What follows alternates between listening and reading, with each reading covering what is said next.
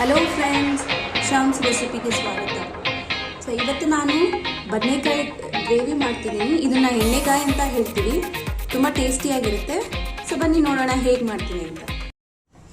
ಈಗ ನಾನು ಇದು ಪ್ಯಾನ್ಗೆ ಒಂದು 1/4 ಕಪ್ಪಷ್ಟು ಕಡಲೆ ಬೀಜ, ಸೊ ಇದನ್ನು ನಾನು ಡ್ರೈ ರೋಸ್ಟ್ ಆಗಿ ಹುರ್ಕೊಳ್ತೀನಿ.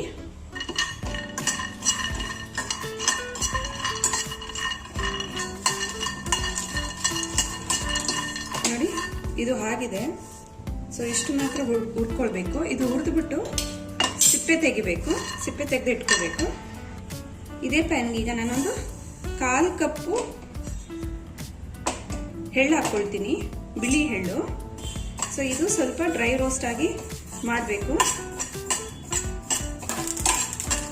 ನೋಡಿ, ಇದು ಚಿಟಂತ ಇದಾಗ್ತದೆ. ಈಗ ನಾನು ಒಂದು ಪ್ಲೇಟ್ಗೆ ಹಾಕೊಳ್ತೀನಿ. ಈಗ ಇದೇ ಪ್ಯಾನ್ಗೆ 1 ಕಪ್ಪು ಕೊಬ್ಬರಿ ತುರಿ ತಗೊಂಡಿದ್ದೀನಿ. ಇದನ್ನು ಸ್ವಲ್ಪ ಜಾಸ್ತಿ ಬಿಸಿ ಮಾಡಬಾರ್ದು, ಒಂದು ಸ್ವಲ್ಪ ಆದರೆ ಸಾಕು. ನೋಡಿ, ಇದು ಈಗ ಸ್ವಲ್ಪ ಬಿಸಿ ಆಗಿದೆ. ಇಷ್ಟ ಆದರೆ ಸಾಕು, ಜಾಸ್ತಿ ಬಿಸಿ ಮಾಡಬಾರ್ದು. ಇದು ಈಗ ತಣ್ಣಗಾದ್ಮೇಲೆ ಕಡಲೆ ಬೀಜ ಮತ್ತೆ ಇಲ್ಲಿ ನಾನು ತಗೊಂಡಿದ್ದೆಲ್ಲ ಎಳ್ಳು, ಇದು ಮತ್ತೆ ಕೊಬ್ಬರಿ ಪುಡಿ ಮಾಡ್ಕೊಳ್ತೀನಿ. ಈ ತರ ಸಿಪ್ಪೆ ತೆಗೆದು ಇಟ್ಕೋಬೇಕು ಕಡಲೆ ಬೀಜದ್ದು. ಈಗ ಸೇಮ್ ಪ್ಯಾನಿಗೆ 1 ಸ್ಪೂನ್ ಎಣ್ಣೆ ಹಾಕೊಳ್ತೀನಿ. ಇದಕ್ಕೆ ಒಂದು ಈರುಳ್ಳಿ ಸ್ಲೈಸ್ ಆಗಿ ಕಟ್ ಮಾಡ್ಕೊಂಡಿದ್ದೀನಿ. ಇದನ್ನ ಹಾಕೊಂಡು ಫ್ರೈ ಮಾಡ್ಕೊಳ್ತೀನಿ. ಇದು ಕಲರ್ ಚೇಂಜ್ ಆಗಬೇಕು. ಸ್ವಲ್ಪ ಕಲರ್ ಚೇಂಜ್ ಆದ್ಮೇಲೆ ಬೇರೆ ಇಂಗ್ರೀಡಿಯೆಂಟ್ಸ್ ಹಾಕೊಳ್ತೀನಿ. ಸೊ ಅಲ್ಲಿ ತನಕ ಸ್ವಲ್ಪ ಫ್ರೈ ಮಾಡಬೇಕು. ನೋಡಿ, ಈರುಳ್ಳಿ ಸ್ವಲ್ಪ ಕಲರ್ ಚೇಂಜ್ ಆಗ್ತಿದೆ, ಸ್ವಲ್ಪ ಫ್ರೈ ಆಗಿದೆ. ಈ ಟೈಮಲ್ಲಿ ನಾನು ಇಲ್ಲಿ 1 ಬೆಳ್ಳುಳ್ಳಿ, 1 ಇಂಚು ಚಕ್ಕೆ, 4 ಲವಂಗ ತಗೊಂಡಿದ್ದೀನಿ, ಸ್ವಲ್ಪ ಮೆಣಸಿನಕಾಳು ಮತ್ತೆ 1-2 ಇಂಚಾಗಷ್ಟು ಶುಂಠಿ ಸಣ್ಣದಾಗಿ ಕಟ್ ಮಾಡ್ಕೊಂಡಿದ್ದೀನಿ, ಸ್ವಲ್ಪ ಕರಿಬೇವಿನ ಸೊಪ್ಪು, ಇದೆಲ್ಲ ಹಾಕೊಂಡು ಫ್ರೈ ಮಾಡ್ಕೊಳ್ತೀನಿ. ಈಗ ಇದು ಫ್ರೈ ಆಗಿದೆ. ಇದು ತಣ್ಣಗಾಗಕ್ಕೆ ಬಿಡ್ತೀನಿ. ಇದು ಗ್ರೈಂಡ್ ಮಾಡ್ಕೋಬೇಕು. ಇದು ತಣ್ಣಗಾಗಿದೆ. ಕೊಬ್ಬರಿ, ಎಳ್ಳು ಮತ್ತೆ ಕಡಲೆ ಬೀಜ, ಇದನ್ನ ನಾವು ಪೌಡರ್ ಮಾಡ್ಕೋಬೇಕು.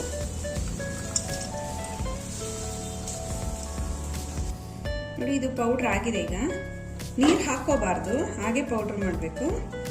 ಈಗ ಒಂದು ಬೌಲ್ಗೆ ಹಾಕೊಳ್ತಿದ್ದೀನಿ. ಈ ಥರ ಅಂದರೆ ತುಂಬ ಪೌಡರ್ ಮಾಡಬಾರ್ದು, ಇಷ್ಟು ಮಾತ್ರ ಇದ್ರೆ ಸಾಕು. ಈಗ ಇದು ತಣ್ಣಗಾಗಿದೆ. ಇದನ್ನು ನಾನು ಪೇಸ್ಟ್ ಮಾಡ್ಕೊಳ್ತೀನಿ. ಜಾಸ್ತಿ ನೀರು ಹಾಕೋಬಾರ್ದು, ಸ್ವಲ್ಪ ಗಟ್ಟಿಗೆ ಪೇಸ್ಟ್ ಮಾಡ್ಕೋಬೇಕು. ನೋಡಿ, ಈಗ ಇದಕ್ಕೆ ನಾನು 1.5 ಸ್ಪೂನು ಧನಿಯಾ ಪೌಡರ್ ಹಾಕೊಳ್ತೀನಿ, 1 ಸ್ಪೂನು ಅಚ್ಚ ಖಾರದ ಪುಡಿ ಹಾಕೊಳ್ತೀನಿ, 1/2 ಸ್ಪೂನು ಅರಿಶಿನ, ಒಂದು ಸ್ವಲ್ಪ ಹುಣಸೆ ಹಣ್ಣು ಮತ್ತೆ 1 ದೊಡ್ಡ ಸ್ಪೂನಲ್ಲಿ ಬೆಲ್ಲ ಹಾಕೊಳ್ತೀನಿ.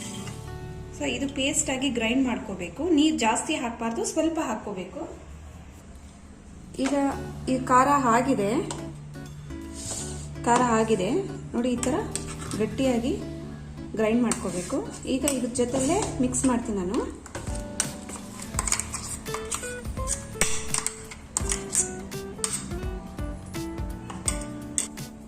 ನೋಡಿ, ಈಗ ನಾನು ಈರುಳ್ಳಿ, ಇದಕ್ಕೆ ಸಣ್ಣದಾಗಿ 1 ಈರುಳ್ಳಿನ ಕಟ್ ಮಾಡಿ ಇಟ್ಕೊಂಡಿದ್ದೀನಿ. ಇದನ್ನು ಮಿಕ್ಸ್ ಮಾಡ್ಕೊಳ್ತೀನಿ. ಇದಕ್ಕೆ ಒಂದು ಸ್ವಲ್ಪ ಕರಿಬೇವಿನ ಸೊಪ್ಪು ಚೆನ್ನಾಗಿ ಮಿಕ್ಸ್ ಮಾಡಬೇಕು.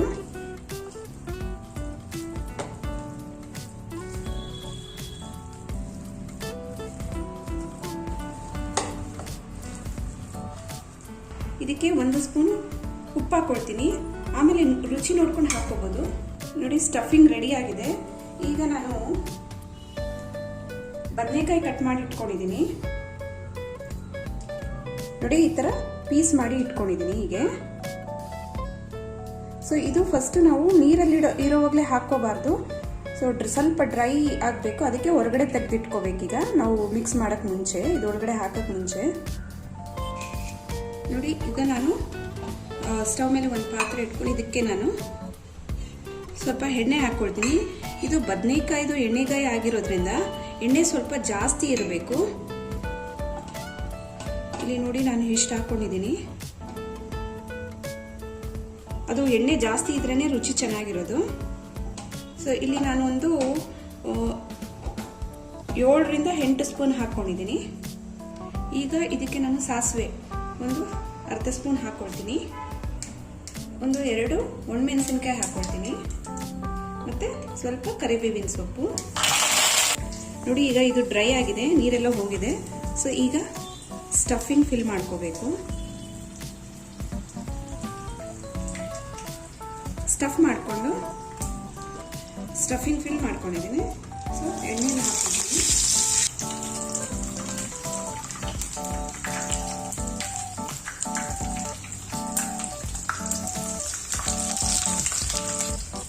ಇದು ಒಂದು ಸ್ವಲ್ಪ ಎಣ್ಣೆನಲ್ಲೇ ಫ್ರೈ ಆಗಬೇಕು.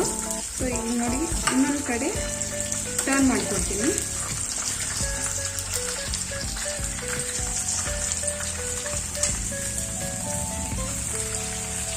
ಈಗ ಎಣ್ಣೆನಲ್ಲಿ ಸ್ವಲ್ಪ ಫ್ರೈ ಆಗಿದೆ. ಇದು ಈ ಮಿಕ್ಕಿದ್ದು ಸ್ಟಫಿಂಗ್ ಏನಿತ್ತು ಇದನ್ನ ಮೇಲೆ ಹಾಕ್ಕೊಳ್ತೀನಿ.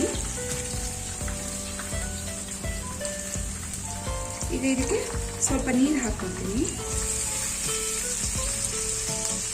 ಆಗಲೇ 1 ಸ್ಪೂನ್ ಉಪ್ಪು ಹಾಕ್ಕೊಂಡಿದ್ದೆ. ಈಗ ನೋಡಿ ಕಲ್ಲು ಉಪ್ಪು ಇನ್ನೊಂದು ಸ್ಪೂನ್ ಹಾಕ್ಕೊಳ್ತೀನಿ, ಬೇಕಾಗತ್ತೆ.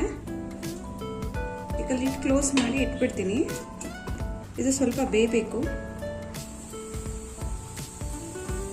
ನೋಡಿ ಈಗ ಇದು ಬೆಂದಿದೆ. ಈ ಥರ ಎಣ್ಣೆ ಮೇಲೆ ತೇಲ್ಬೇಕು, ಅವಾಗಲೇ ಅದು ಟೇಸ್ಟಿಯಾಗಿರೋದು.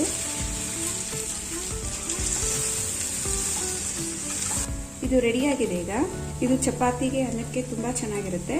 ನೋಡಿ ಈ ಥರ ಬದನೆಕಾಯಿ ಏನಿದೆಯೋ ತುಂಬಾ ಸಾಫ್ಟ್ ಆದ್ರೇ ಅದು ಟೇಸ್ಟ್ ಬರೋದು. ಸೊ ಇದು ಪರ್ಫೆಕ್ಟ್ ಆಗಿದೆ.